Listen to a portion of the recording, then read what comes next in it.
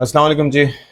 सब सुकून में था, लेकिन अचानक दहशत गर्दों के हमले की खबर आई और उसके बाद हमने देखा रात के जो ऑपरेशन हुआ और उसके नतीजे में 9 दहशत गर्द जहन्नुम वासिल कर दिए गए। और हमला, जो कोशिश ये की गई थी कि पाक फ़ज़ाइया के एसेट्स को, यानी कि जो हमारे तैयारे हैं, एयरक्राफ्ट्स हैं, उनको निशाना बनाया जाए, लेकिन ऐसा ना हो सका। और दुश्मन ने ये सोचा था कि रात की तारीकी में मैं वार करूँगा तो शायद संभलने का मौका न मिले, लेकिन हमारी हमेशा से तैयारियां अच्छी रहती हैं। भले वो कामरा एयरबेस हो, भले वो मसरूर एयरबेस पे जिस तरीके से हमला किया गया था, कराची एयरपोर्ट पर जिस तरीके से हमने हमला देखा था, पाकिस्तान की हमेशा तैयारियां रहती हैं।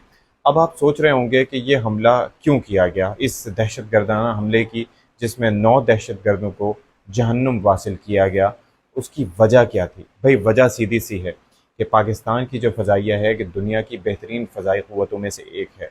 और कई मुहाज़ों पर आपको 2019 का ऑपरेशन स्विफ्ट रिटॉर्ट याद होगा, जिसके अंदर किस तरीके से अभिनंदन को पकड़ा गया, फिर उसके बाद भारत को एक हज़ीमत देखनी पड़ी। और state of the art weaponry, state of the art aircraft, इसमें सुखोई से लेके, जैगुआर से लेके, और उसके अलावा मिग 29 से लेके, सारे के सारे उनके पास एक से बढ़ के एक एयरक्राफ्ट मौजूद थे। लेकिन उसके बावजूद भारत का कोई दाव ना चल सका। तो उसके बाद उस चीज़ ने भारत को सोचने पे मजबूर कर दिया कि अब मुझे क्या करना चाहिए।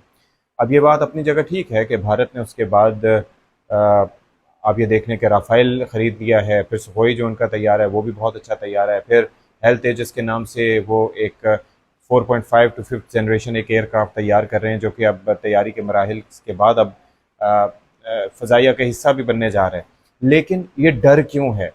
ये डर इस वजह से है कि पाक फ़ज़ाइया ने कम डेटरेंस के बावजूद, एक मुख्तसर फ़ज़ाई क़ुव्वत के बावजूद, क्योंकि नंबर्स की अगर आप बात करेंगे तो India has a lot of territory to cover. India एक बड़ा मुल्क है और पाकिस्तान एक निस्बतन छोटा मुल्क है, तो पाकिस्तान के लिए इतने एयरक्राफ्ट काफ़ी हैं, लेकिन उनको मॉडर्नाइज़ करना भी ज़रूरी है। तो आप ये देखिए कि 80s से लेके अब तक पाकिस्तान के जो प्राइमरी वेपन रहे वो F7PGs रहे, उसके साथ साथ F16s आए, फिर उसके अंदर ब्लॉक 52 एयरक्राफ्ट की इंडक्शन भी हुई। फिर उसके बाद में ये रियलाइज़ किया जा गया, मिराज तैयारे आपको याद होंगे जिनको रोज़ प्रोजेक्ट के तहत अपग्रेड किया गया था, उनके अंदर जदीद एवियोनिक्स और रडार सिस्टम्स लगाए गए थे। और प्लस पाकिस्तान का एक वक्त तक वो वाहिद एयरक्राफ्ट था जो कि एक न्यूक्लियर वेपन ले जाकर कहीं पर फेंक सकता था, यानी कि इंडिया के अंदर या कहीं भी। उसके बाद पाकिस्तान ने रियलाइज़ किया कि ये सब तो हमने कर लिया है, लेकिन हमें अपनी फ़ज़ाइया को भारत के या किसी भी मुल्क के मुकाबले के लिए मॉडर्नाइज़ करना ज़रूरी है। फिर फ़ज़ाइया ने क्या किया कि जासूस तैयारे फ़ज़ाइया ने लिए। फिर आपको याद होगा कि एक दफ़ा हमला करके हमारे वो P3 ओरियन तैयारों को निशाना बनाया गया था, जो कि इलेक्ट्रॉनिक वॉरफेयर में काम आते हैं। तो इस तरह से मकसद क्या है? मकसद ये है कि इस वक्त पाकिस्तान की जो फ़ज़ाइया है वो नाकाबिले तस्ख़ीर हो चुकी है। किस वजह से, ये भी मैं आपको बता देता हूँ। एक तो F16 के ब्लॉक 52 तैयारे जो हमारे पास मौजूद हैं, कम तादाद में हैं लेकिन काफ़ी हैं। उसके अलावा F7PGs को रिप्लेस करके JF17 थंडर आया था। JF17 का ब्लॉक ए बी के बाद अब ब्लॉक सी भी, यानी कि ब्लॉक 3 भी उसका आ गया है, जो कि एज रडार के साथ और स्टेट ऑफ द आर्ट एक एयरक्राफ्ट है, ऑल वेदर एयरक्राफ्ट है। और क्या कमाल का एयरक्राफ्ट है। तो उसकी वजह से हमारा दिफा पहले ही मजबूत था। और अब J10 की इंडक्शन के बाद जो एक राफ़ेल के नाम पर उन्होंने बर्तरी हासिल की थी, उसका भी शिराजा बिखर गया है। यानी कि इंडिया को अब पूरा पता है कि भाई पाकिस्तान की फ़ज़ाइया के साथ मुकाबला मुमकिन नहीं है, तो फिर क्या किया जाए।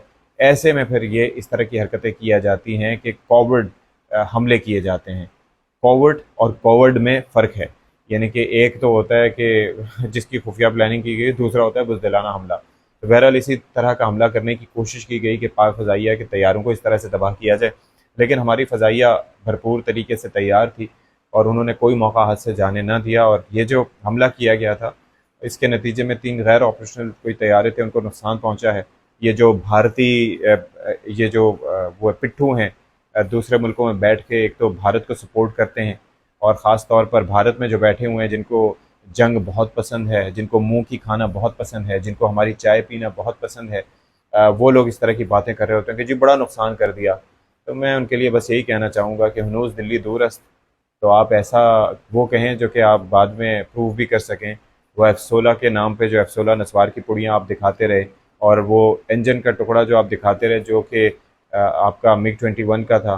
तो यार थोड़ा सा होश के नाखून लें।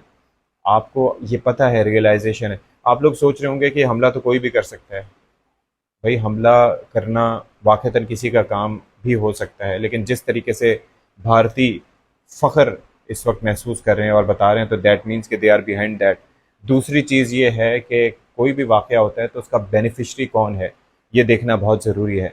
अगर पाकिस्तान की फ़ज़ाइया को या पाकिस्तान के फ़ज़ाई एसेट्स को किसी तरह का कोई नुकसान पहुँचता है, तो आपको ये पता है कि वो मिलियन ऑफ डॉलर्स के एयरक्राफ्ट होते हैं, कोई सस्ते नहीं होते। तो उसका फ़ायदा किसको पहुँचेगा? ज़ाहिर है जो हमारे दुश्मन होंगे, जिनके ख़िलाफ़ ये तैयारी इस्तेमाल हो सकते हैं। तो वो दुश्मन हमारा सबसे बड़ा कौन है? वो पड़ोसी मुल्क भारत है। तो ये आप अंदाज़ा कीजिए, ये इसलिए मैं बयान कर रहा हूँ कि मेरे ख़्याल में उनके अलावा और कोई नहीं हो सकता जो इस तरह की नीच गिरी हुई घटिया हरकत करे। कि जब मैदान हर्ब हो तो उसमें तो आप देख लें कि MM आलम साहब के डॉग फाइट्स के कारनामे, जहाँ 1 मिनट में 5 से 6 एयरक्राफ्ट उन्होंने तबाह कर दिए थे और फ़ज़ाइया ने अपनी मुख्तसर तादाद के बावजूद इंडियन एयरक्राफ्ट पर अपनी बर्तरी हासिल की थी। या फिर उसके बाद ये आप इस वक्त की सिचुएशन का जो 2019 का वाक़या ले लें, यानी कि पाक फ़ज़ाइया ने हमेशा अपनी बर्तरी मनवाई है, अपनी धाक बिठाई है, साबित किया है। ट्रेनिंग हो या कोई भी एलिमेंट हो, पाक फ़ज़ाइया के जवान कभी किसी से पीछे नहीं होते।